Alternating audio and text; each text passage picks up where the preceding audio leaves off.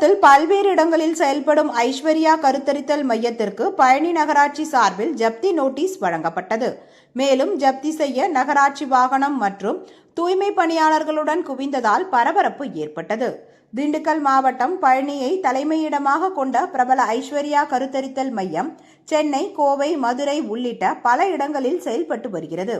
ஐஸ்வர்யா கருத்தரித்தல் மையத்திற்கு சொந்தமாக பழனியில் நர்சிங் கல்லூரி உள்பட 12 நிறுவனங்கள் செயல்பட்டு வருகின்றன. இந்த நிறுவனங்களுக்கு பழனி நகராட்சிக்கு செலுத்த வேண்டிய குடிநீர் வரி, சொத்து வரி ஆகியவை நீண்ட நாட்களாக செலுத்தப்படாமல் இருந்துள்ளது. இதன் காரணமாக கடந்த 2017ஆம் ஆண்டு முதல் 2024-25ஆம் நிதியாண்டு வரையில் 71 லட்சம் ரூபாய் வரி பாக்கி வைத்துள்ளனர். இதையடுத்து வரி பாக்கியை செலுத்த வலியுறுத்தி பழனி நகராட்சி சார்பில் பலமுறை நோட்டீஸ் வழங்கியும் மருத்துவமனை நிர்வாகம் செலுத்தாமல் அலட்சியமாக இருந்ததாக தெரிகிறது. இந்த நிலையில் 2024-25ஆம் ஆண்டு நிதியாண்டு முடிவடைய உள்ள நிலையில் நகராட்சிக்கு செலுத்த வேண்டிய 71 லட்சம் ரூபாய் வரி பாக்கியை செலுத்தாத மருத்துவமனை நிர்வாகத்திற்கு நகராட்சி சார்பில் ஜப்தி நோட்டீஸ் வழங்கப்பட்டது. மருத்துவமனை அலுவலகத்திற்கு நகராட்சி பொறியாளர் ராஜவேல் தலைமையிலான நகராட்சி அதிகாரிகள் நேரில் சென்று ஜப்தி நோட்டீஸை வழங்கினர்.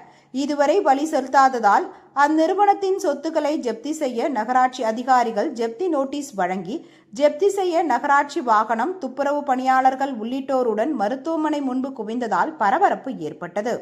தொடர்பான மருத்துவமனை நிர்வாகம் 71 லட்சம் ரூபாய் வரி பாக்கியில் பாதியை இன்றும் மீதி தொகையை அடுத்த வாரமும் செலுத்திவிடுவதாகவும் தெரிவித்தனர். ஆனால் நிதியாண்டு முடிவடைய இன்னும் சில நாட்களே இருப்பதால் முழு தொகையையும் செலுத்துமாறு நகராட்சி அதிகாரிகள் தெரிவித்து பேச்சுவார்த்தை நடத்தி வருகின்றனர். தமிழகத்தின் பிரபல மருத்துவமனையானது நகராட்சிக்கு செலுத்த வேண்டிய சொத்து வரி, குடிநீர் வரியை செலுத்தாமல் கடந்த 7 ஆண்டுகளாக 71 லட்சம் ரூபாய் வரை வரி பாக்கி வைத்திருப்பது பொதுமக்களிடையே அதிர்ச்சியை ஏற்படுத்தியுள்ளது.